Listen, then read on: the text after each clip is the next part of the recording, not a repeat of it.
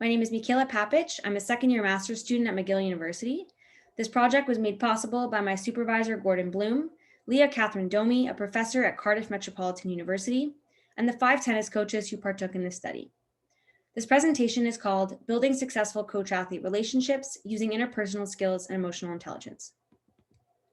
Emotional intelligence is defined as the ability to monitor one's own and others' feelings and emotions, to discriminate among them, and to use this information to guide one's thinking and actions. The ability model poses that there are 4 skills involved that can be learned and developed over time. The ability to accurately perceive one's own and others' emotions, to use emotions to direct attention towards relevant cues that facilitate reasoning, problem solving, and interpersonal communication, understanding the causes and consequences of emotions, and finally managing one's own and others' emotions. Jowd and Shanmugam have suggested that each coach-athlete relationship is as unique and complex as the individuals involved. Additionally, Gilbert and Cote suggested that EI can be used to capture the coach's interpersonal knowledge needed to connect to and understand each athlete.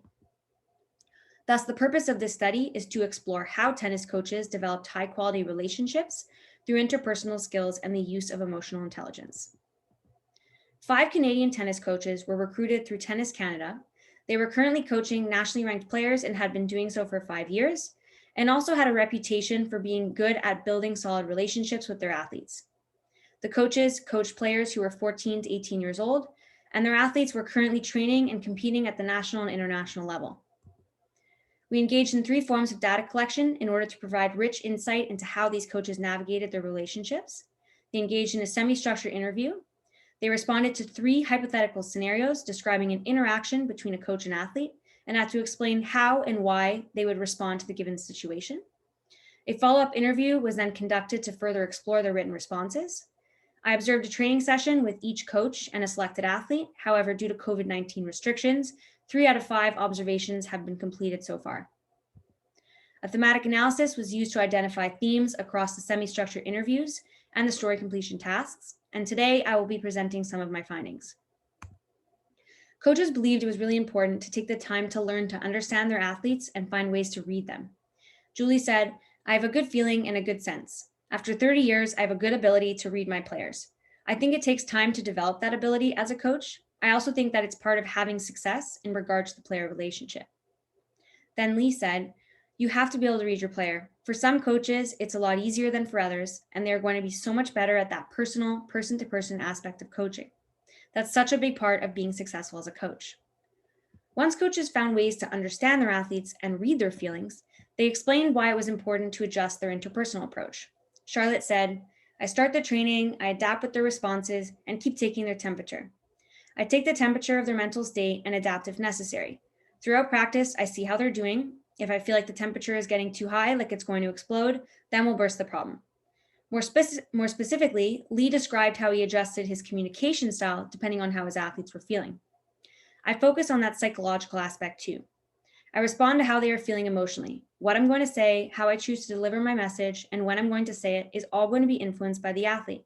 But how you bring it up, how you explain it, and how you go about it, that's the heart of coaching. How you are from one player to the other is a little bit different."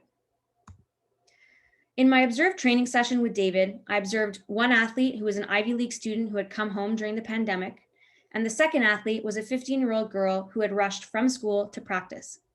I noticed that throughout both trainings, he maintained high expectations with both athletes, but he had a bit of a sillier, more humorous approach with the young girl. I asked if he could walk me through how he decided how to approach his players. He said, "On the day you were there, she was actually in a really good mood and was playing really well, but she was fighting with her mom. Trust me, I made the right call to be funnier that day because she's going through things at home and at school. I had to adapt my training to be more fun and humorous, and because she needed me to be fun and nicer to her." So we see how David is collecting data about how the athlete is feeling, why she's feeling this way, and then makes a conscious decision to adjust his interpersonal approach to better adhere to the athlete's needs. It appears that these results are consistent with previous findings in that coaches who are using the skills of EI are dealing better with this interpersonal negotiations of high performance coaching. Additionally, in 2016, Laborde et al. Conducted a systematic review and were unable to find any empirical evidence studying emotional intelligence within the coach-athlete relationship. It appears that emotional intelligence may help us extend our understanding of this interpersonal coaching process, as we are finding ways to understand how coaches perceive athletes' emotions. They understand the causes and consequences of emotions. They use this information to use emotions to facilitate thinking, reasoning, problem solving, and adjust their communication. And then finally, they manage their own moods and emotions as well. Finally, we suggest that future studies explore the influence and role of emotional intelligence within this interpersonal coaching process by not just looking at the coach-athlete dyad, but also looking at the other people involved within the athlete's development, like parents, other coaches, potential other athletes, and anyone else that's involved within their development. Thank you for listening, and I'll open it up to questions and comments.